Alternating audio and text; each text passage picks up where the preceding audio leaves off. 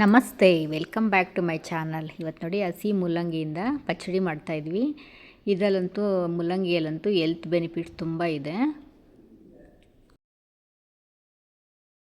ಈ ಥರ ಸಲಾಡ್ ಮಾಡ್ಕೊಂಡು ತಿನ್ನೋದ್ರಿಂದ ನಮಗೆ ಮೂಲಂಗಿಯಲ್ಲಿ ABC ವಿಟಮಿನ್ಸ್ ಇದೆ, ಯಥೇಚ್ಛವಾಗಿ ಸಿಗುತ್ತೆ ವಿಟಮಿನ್ಸು. ಮತ್ತು ಫೈಬರ್ ಇದೆ, ಪ್ರೋಟೀನ್ ಇದೆ, ಮತ್ತು ಕಾರ್ಬೋಹೈಡ್ರೇಟ್ ಇದೆ. ಮೂಲಂಗಿಯಲ್ಲಿ ಈ ಅಂಶ ಎಲ್ಲ ಇರೋದ್ರಿಂದ ನಾವು ಎಚ್ಚೆತ್ತವಾಗಿ ತಿಂದ್ರೂ ನಮಗೆ ಫ್ಯಾಟ್ ಅಂತೂ ಆಗೋಲ್ಲ. ಈ ಥರ ಹಸಿ ತಿನ್ನೋದ್ರಿಂದ ಫ್ಯಾಟ್ ಕೂಡ ಆಗೋಲ್ಲ, ಮತ್ತು ನಮ್ಗೆ ಹೊಟ್ಟೆ ತುಂಬ್ದಂಗೂ ಅನಿಸುತ್ತೆ. ಈ ಡಯೆಟ್ ಮಾಡೋರಿಗೆಲ್ಲನೂ ಇದು ತುಂಬ ಯೂಸ್ ಆಗುತ್ತೆ. ಹಸಿ ಸಲಾಡ್ ಮಾಡ್ಕೊಂಡು ತಿನ್ಬೋದು, ಇಲ್ಲ ಹಸಿದು ಹಂಗೆ ತಿನ್ಬೋದು. ಈ ಥರ ಪಚ್ಚಡಿ ಮಾಡ್ಕೊಂಡು ತಿಂದರೆ ಟೇಸ್ಟ್ ಅಂತೂ ತುಂಬ ಚೆನ್ನಾಗಿರುತ್ತೆ. ಮತ್ತು ಮೂಲಂಗಿಯಲ್ಲಿ ಇನ್ನೊಂದಂದರೆ ಜಾಂಡೀಸ್ ಬಂದಾಗ ಇದನ್ನೇ ಜಾಸ್ತಿ ಕೊಡ್ತಾರೆ ಮೂಲಂಗಿನ. ಈ ಮೂಲಂಗಿ ತಿನ್ನೋದ್ರಿಂದ ಜಾಂಡೀಸ್ ಕೂಡ ಅವಾಯ್ಡ್ ಆಗುತ್ತೆ. ಮತ್ತು ಕ್ಯಾನ್ಸರ್ ಅಂತ ಕಾಯಿಲೆಗಳನ್ನ ಕೂಡ ತಡೆಯೋ ಶಕ್ತಿ ಇದೆ ಮೂಲಂಗಿಯಲ್ಲಿ. ಹಸಿ ಮೂಲಂಗಿ ನಾವು ಜಾಸ್ತಿ ತಿಂದರೆ ತುಂಬ ಒಳ್ಳೆಯದಿದು. ಹಸಿ ಮೂಲಂಗಿ ಇವಾಗ ನಾವು ಖಾರ ಹಂಗೆ ತಿನ್ನೋಕ್ಕಿಂತ ಸ್ವಲ್ಪ ಖಾರ ಅನಿಸುತ್ತೆ, ಈ ಥರ ತಿನ್ನೋಕ್ಕಾಗಲ್ಲ. ಈ ಥರ ಪಚ್ಚಡಿ ಮಾಡ್ಕೊಂಡು ತಿಂದರೆ ಮಕ್ಕಳಂತೂ ತುಂಬ ಇಷ್ಟಪಟ್ಟು ತಿಂತಾರೆ. ಇದು ಜಾಸ್ತಿ ತಿನ್ನೋದ್ರಿಂದ ಕೂಡ ನಮಗೆ ಫ್ಯಾಟ್ ಅಂಶ ಏನೂ ಆಗೋಲ್ಲ. ಹೆಲ್ತ್ಗಂತೂ ತುಂಬ ಒಳ್ಳೆಯದು ಇದು ಮೂಲಂಗಿ. ಈ ಥರ ಪಚ್ಚಡಿ ಮಾಡ್ಕೊಂಡು ಒಂದು ಸತಿ ತಿಂದು ನೋಡಿ, ಟೇಸ್ಟ್ ಅಂತೂ ತುಂಬ ಚೆನ್ನಾಗಿರುತ್ತೆ. ಈ ಪಚ್ಚಡಿ ಮಾಡೋಕ್ಕೆ ನಾನು ಒಂದು kg ಆಗೋಷ್ಟು ಮೂಲಂಗಿ ತೊಗೊಂಡಿದ್ದೀನಿ. ಮೂಲಂಗಿನ ಸಿಪ್ಪೆ ಎಲ್ಲ ತೆಗೆದು ಸಣ್ಣದಾಗಿ ಕಟ್ ಮಾಡಿಕೊಂಡು ಒಂದು ಕಲ್ಲಿಂದ ಚೆಚ್ಕೊಬೇಕಾಗುತ್ತೆ. ಚೆಚ್ಕೊಂಡು ಆ ಮೂಲಂಗಿಲಿ ಇರೋಂಥ ರಸನೆಲ್ಲ ತೆಗಿಬೇಕಾಗುತ್ತೆ. ಸ್ವಲ್ಪ ಖಾರ ಇರೋದ್ರಿಂದ ಆ ರಸ ಎಲ್ಲ ತೆಗೆದ್ಬಿಟ್ಟು ಹಿಂಡ್ಬಿಟ್ಟು ಇಟ್ಕೋಬೇಕು. ಅದಕ್ಕೆ ಸ್ವಲ್ಪ ಅರಿಶಿನ, ಉಪ್ಪು ಮಿಕ್ಸ್ ಮಾಡಿ ಇಟ್ಕೋಬೇಕಾಗುತ್ತೆ. ಮೂಲಂಗಿ ಚೆಚ್ಚಿರೋ ಅಂಥದ್ದಕ್ಕೆ. ಈ ಚೆಚ್ಚಿರೋದ್ರಿಂದ ಅದರಲ್ಲಿರೋ ಅಂಶ ಎಲ್ಲ ಸ್ವಲ್ಪ ಬಿಡುತ್ತೆ. ಆ ರಸಕ್ಕೆ ಬೇಕಾದ್ರೆ ನಾವು ಜ್ಯೂಸ್ ಮಾಡ್ಕೊಂಡು ಕುಡಿಬೋದು. ಇದಕ್ಕೆ ಸ್ವಲ್ಪ ಹುಣಸೆಹಣ್ಣು, ಒಂದು 2 ಸ್ಪೂನ್ ಆಗೋಷ್ಟು ಹುಣಸೆಹಣ್ಣು ರಸ ಬೇಕಾಗುತ್ತೆ. ಮತ್ತು ಕೊತ್ತಂಬರಿ ಸೊಪ್ಪು, ಮತ್ತು ಕಡಲೆಬೇಳೆ, ಕರ್ಬೇವಿನ ಸೊಪ್ಪು, ಕೊತ್ತಂಬರಿ ಸೊಪ್ಪು, ಈರುಳ್ಳಿ ಬೇಕಾಗುತ್ತೆ, ಸ್ವಲ್ಪ ಹಸಿ ಕೊಬ್ಬರಿ ಬೇಕಾಗುತ್ತೆ. ಈ ಥರ ಮಾಡ್ಕೊಂಡ್ರಂತೂ ತುಂಬ ಚೆನ್ನಾಗಿರುತ್ತೆ. ಟೇಸ್ಟ್ ಅಂತೂ ತಿನ್ನೋಕ್ಕೆ ಇನ್ನೊಂದು ಸ್ವಲ್ಪ ತಿನ್ನಬೇಕು ಅನಿಸುತ್ತೆ, ಆ ಥರ ಇರುತ್ತೆ ಟೇಸ್ಟು. ಫಸ್ಟು ಒಗ್ಗರಣೆಗೆ ಒಂದು 4 ಸ್ಪೂನ್ ಆಗೋಷ್ಟು ಎಣ್ಣೆ ಹಾಕ್ಕೊಂಡು ಸಾಸಿವೆ ಒಗ್ಗರಣೆ ಕೊಡಬೇಕಾಗುತ್ತೆ.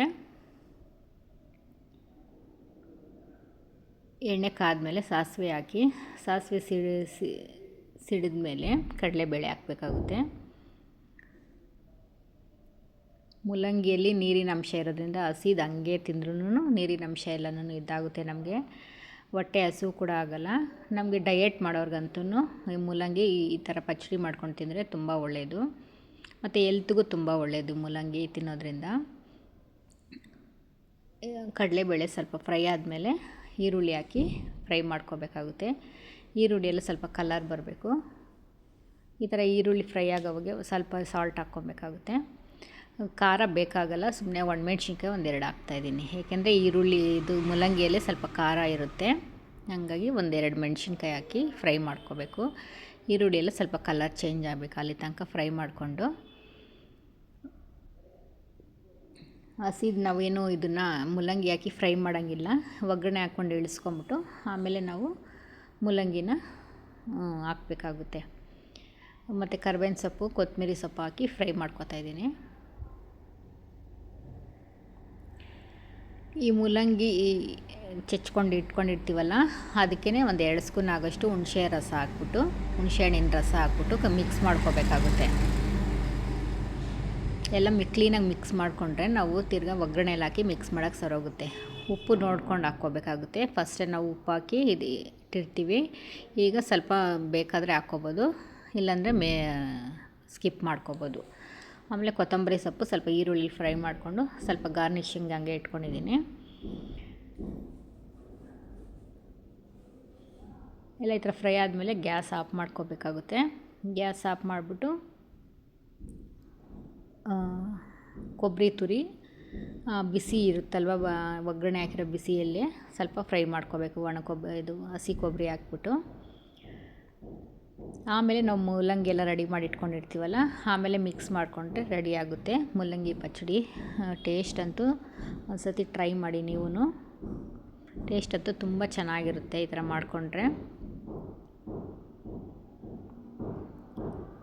ನೋಡಿ ಈ ಥರ ಎಲ್ಲ ರೆಡಿ ಮಾಡ್ಕೊಂಡಿರೋದು ಹಾಕ್ಬಿಟ್ಟು ಮಿಕ್ಸ್ ಮಾಡಿದ್ರೆ ರೆಡಿ ಆಗುತ್ತೆ.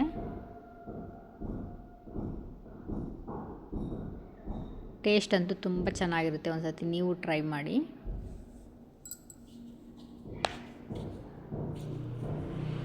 ಈಸಿಯಾಗಿ ಮಾಡ್ಕೊಬೋದು. ಒಂದು ಸರ್ತಿ ನೀವು ಟ್ರೈ ಮಾಡಿ. ನಿಮಗೂ ಇಷ್ಟ ಆದರೆ ಲೈಕ್ ಮಾಡಿ, ಶೇರ್ ಮಾಡಿ. ಹೊಸಬ್ರಾದರೆ ಸಬ್ಸ್ಕ್ರೈಬ್ ಮಾಡೋದು ಮರಿಬೇಡಿ. ನೋಡಿ, ಈಗ ಸರ್ವಿಂಗ್ ಬೌಲ್ಗೆ ಹಾಕಿ ಸರ್ವ್ ಮಾಡ್ತಾಯಿದ್ದೀನಿ. ನಮ್ಮ ಮನೇಲಿ ಎಲ್ಲರೂ ಇಷ್ಟಪಟ್ಟು ತಿಂತಾರೆ ಇದನ್ನು.